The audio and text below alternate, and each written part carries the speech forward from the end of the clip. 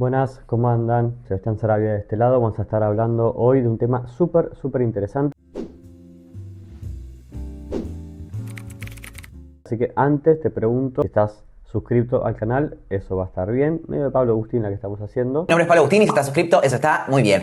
Pero bueno, hay que sumarse, compartir, darle me gusta, que ustedes también puedan escribir qué les parece cada episodio, que me puedan ir contando que tienen ganas de escuchar la próxima. Así que vamos a ir por ese lado, ¿no? Que sepan y que entiendan que cada cosa que hagamos tiene que ver un poco con la pregunta que ustedes hacen. Así que, de pleno, con lo que vinimos. Hoy, la culpa.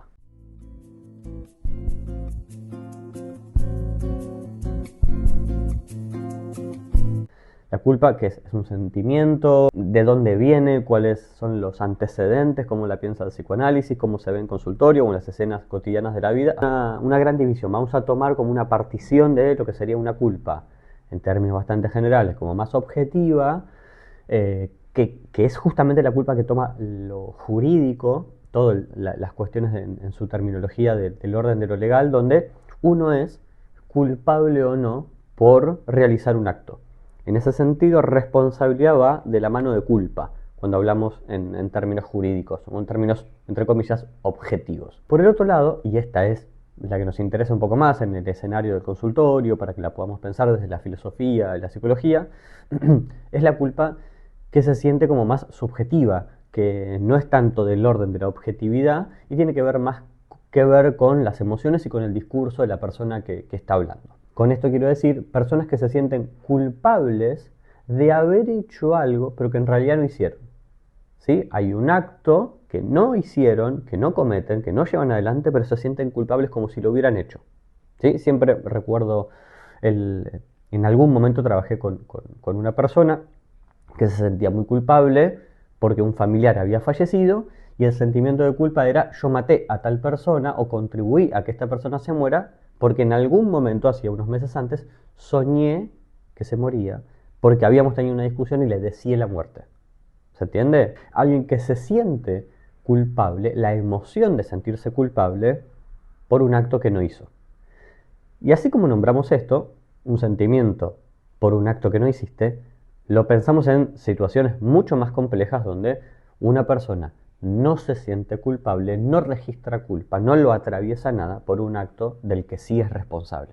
Acá podemos pensar rápidamente en las perversiones o en casos quizás de violencia o hasta de abuso, donde hay personas que cometen el acto, pero no se sienten responsables para nada y buscan como argumentos distintos para decir como que la responsabilidad la tiene otro, ¿no? O la víctima, por ejemplo.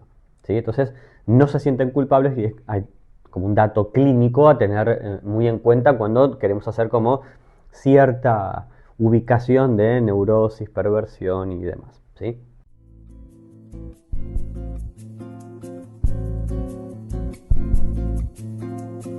En uno de los antecedentes podemos empezar a ubicar a Aristóteles, ¿no? Ya desde aquel momento, más enlazada a una cuestión de la culpa, más enlazada a una virtud. ¿En qué sentido? La idea aristotélica, insisto en términos generales, podría llegar a ser algo así como una persona que pueda ser consciente de sus actos es aquella que puede ser culpable. En ese sentido entra, si el acto es involuntario, accidental, no habría culpa. Como una idea de la ética aristotélica de la persona que es buena, justamente es aquella que es plenamente consciente de sus actos y por lo tanto no se equivoca.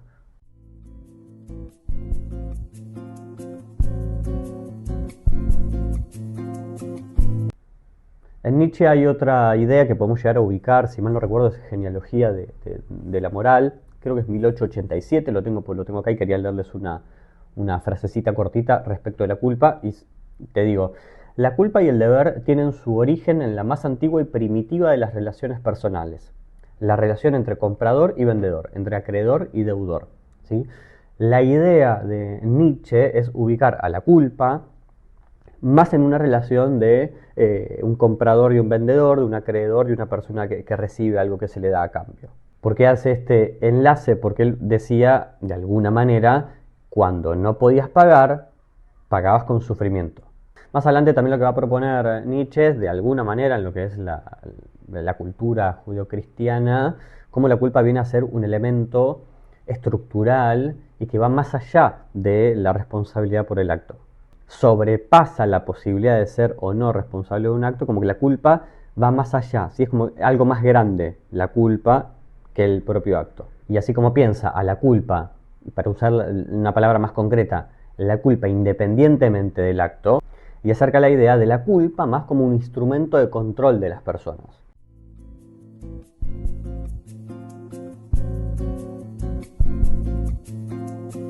Podemos pensar a Sartre y el existencialismo y la libertad y aquella frase de el hombre está condenado a ser libre y de alguna manera se paga con culpa esos actos que le generan libertad. La culpa es el precio que se paga por la libertad absoluta.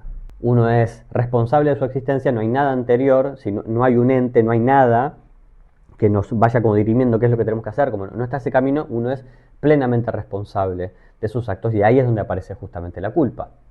Justamente ahí pensamos en personas que realizan un acto y se sienten culpables, como también personas, por esa libertad casi como para algunos como una imposición, ese ser responsable de los propios actos, se siente culpable por esa necesidad de tener que actuar.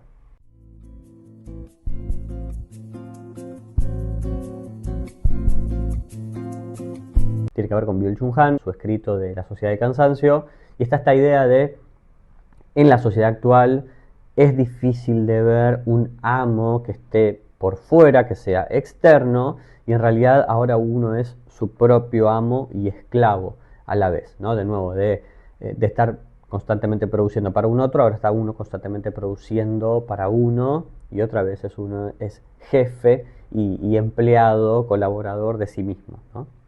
Y también con un poco con el enlace de Byung-Chul Han y Michel Foucault, que van marcando que ya no estamos en aquella sociedad disciplinaria, ¿no? Que iba marcando a qué hora comer, cuándo desear, qué cosas querer, y que la culpa de alguna manera venía de afuera, instituciones educativas, el Estado y demás, como son las instituciones que van marcando y que van sancionando dónde hay culpa y no, en qué momento sentirse culpable y en cuál no, sino que ahora, por lo menos desde la propuesta de Byung-Chul Han, la idea es, uno, toda esa cosa que estaba como exteriorizada, venía de afuera, uno lo internaliza, ¿sí? La sensación de culpa no vendría tanto de afuera, sino que viene de adentro.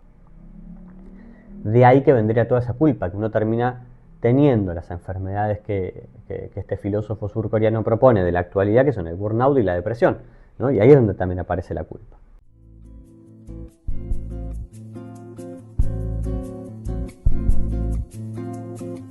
Y cuando pensamos en psicoanálisis, como para poder pensar un poco la cuestión de la culpa, es una emoción, ¿no? Un sentimiento que tiene una experiencia del sujeto, del ser humano, ante los eventos realizados objetivamente o posibles de la vida. Hay gente que se siente muy culpable por lo que piensa, ¿no? Entonces, bueno, ahí hay algo del orden que puede ser trabajado, que es muy interesante trabajar en consultorio.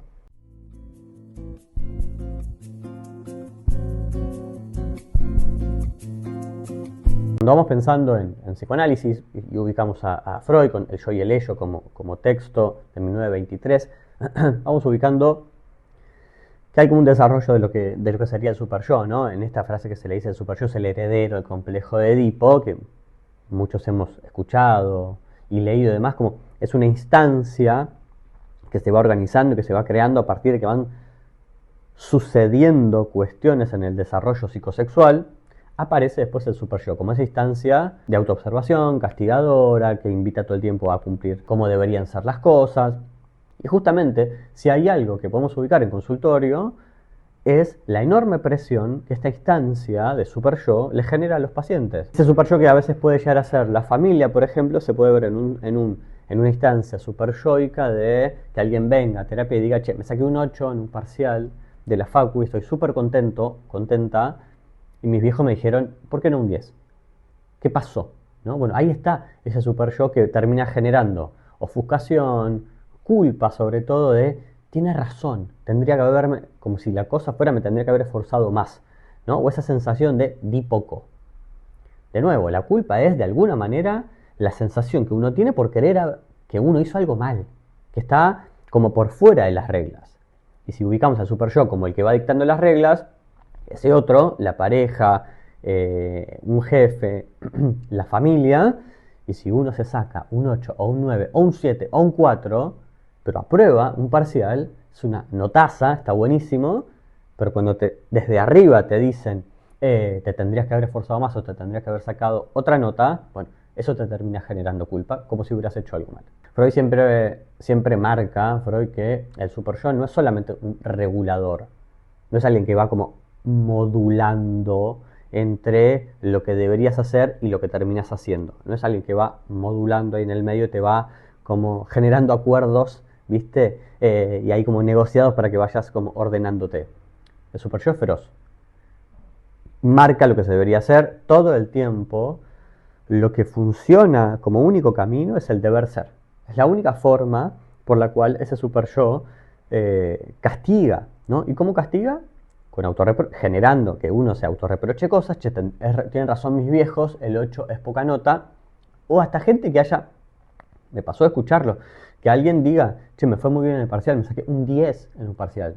Acá no hay mayor nota que un 10. Me saqué un 10 en el parcial, y por lo que le termina diciendo o la familia o la pareja, termina llegando a pensar que le regalaron la nota porque el parcial había sido fácil. Que si le hubiera tocado el otro tema no tenía mucho que hacer. Que porque iba a las clases y le caía bien a los profesores tenía tal nota. ¿No? Como tiene que ver con cierto desprestigio de lo que uno consigue, aparte de que hay un super yo feroz. Hay gente que porque cree que da un pasito y se separa de lo que han logrado la pareja, los hermanos, la familia, se siente mal. Es esa idea de aquellos que creen que no deberían conseguir más cosas, ¿no? Como que lo que consiguieron las generaciones anteriores es techo, no es piso. Y justamente hay que proponer una idea de trabajo en principio que tenga que ver con, bueno, lo que generaron los demás, lo que te dieron las demás, ojalá pueda ser el piso, la base, un camino allanado para ir logrando más cosas, ¿no? Entonces se labura ahí de que esa culpa tiene que ver quizás con pasar, entre comillas, lograr un poquito más de lo que han generado nuestras generaciones anteriores. También se escucha en esto de gente que fracasa al triunfar, gente que termina sintiéndose como muy culpable de lograr cosas y que lo que terminan haciendo es justamente un efecto contrario, terminan realizando un acto que se boicotea o tira para abajo lo que consiguieron. Esta gente que a veces nombramos que se auto boicotea, quizás uno lo puede ver rápido. Si lo que ibas a conseguir estaba bueno, ¿por qué hiciste algo que va en detrimento de eso? Bueno, cuando ampliamos un poco más la forma de poder pensarlo, tiene que ver quizás con uno se sentiría culpable con aquel nuevo aprendizaje o aquello que accede.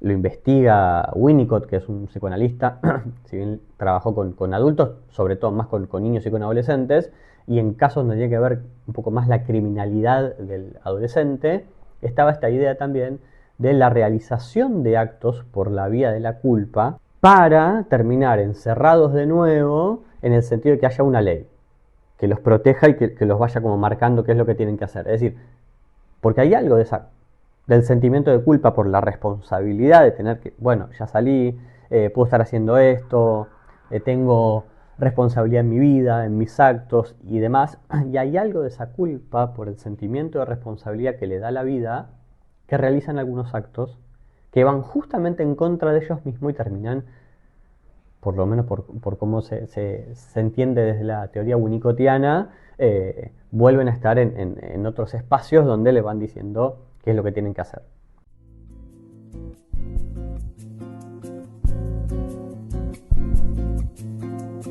Un poco lo que es la teoría de Lacan, insisto, en términos bastante generales, cómo Lacan piensa la cuestión de la culpa. Hay una frase en el Seminario 7, La ética del psicoanálisis, en 1960, que seguramente quizás alguno la habrá escuchado, que es de lo único que puede ser culpable el sujeto es de haber cedido en su deseo, ¿no? Como si la culpa freudiana fuera un poco más real en ese sentido, como fuera un afecto que se siente verdaderamente, y acá como algo mucho más subjetivo todavía, y hasta casi como una posición del sujeto.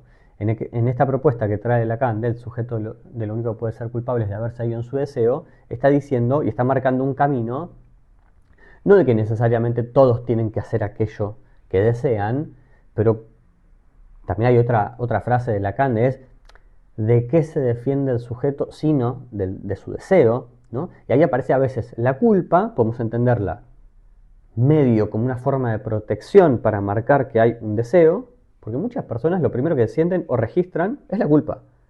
Después de haber trabajado la culpa, se entiende que hay un deseo. Entonces, en términos de Lacan, no tendría que ver la culpa por hacer algo, sino la culpa por haber traicionado el propio deseo.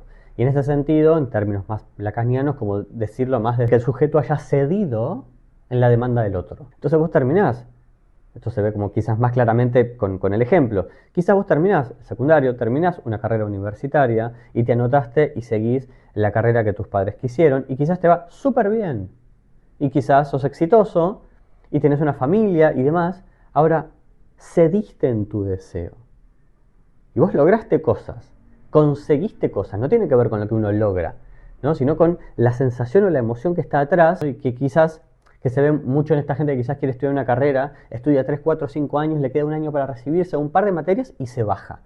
Porque ya sabía, no se dio cuenta, ya sabía que no era lo que quería hacer y justo se dio cuenta que si se recibe y ejerce, muy probablemente sea infeliz el resto de su vida. Exitosos, pero infelices el resto de su vida. De alguna manera, en términos más de psicoanálisis lacaniano, de cómo la culpa la podemos llegar a pensar como algo más paradójico, en el sentido de alguien demasiado obediente puede ser alguien que se sienta muy culpable.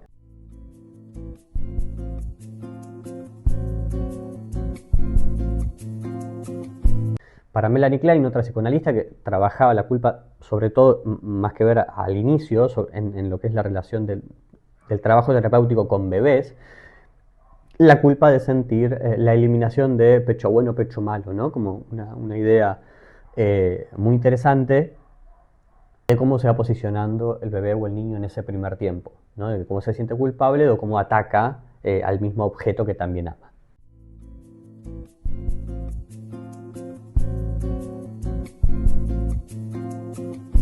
Y también en la idea de Pierre o Lanier, cierta idea de una violencia en la interpretación, en el sentido de muchos sujetos se sienten culpables de tomar decisiones o elecciones que en realidad ya están tomados por otros. Es decir, ¿qué sería? Una pregunta sencilla, un ejemplo sencillo de esto es, ¿quién elige la carrera que vos estás estudiando? ¿La elegís vos por propio deseo o la está eligiendo otra persona?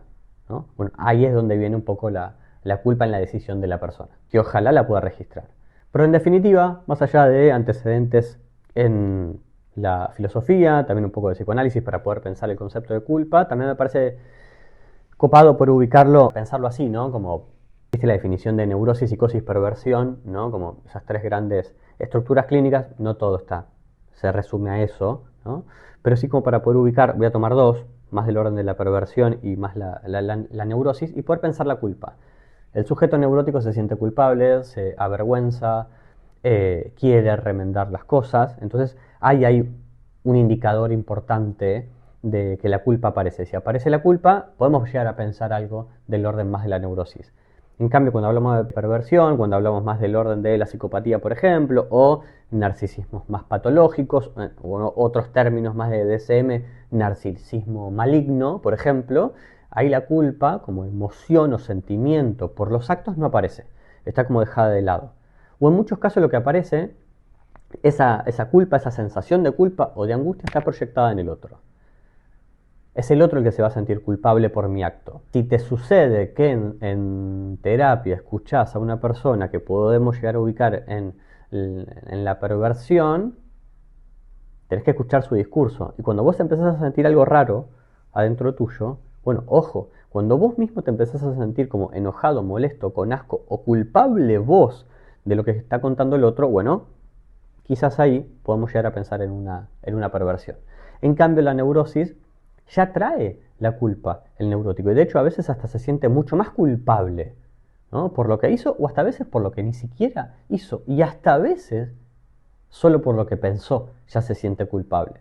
En todo caso, lo que quiero decir, culpa, ya laburamos filosofía, marcamos psicoanálisis. En todo caso, lo que yo encuentro hoy por hoy de la culpa o del sentimiento de culpa, lo voy ubicando como un indicador de salud mental.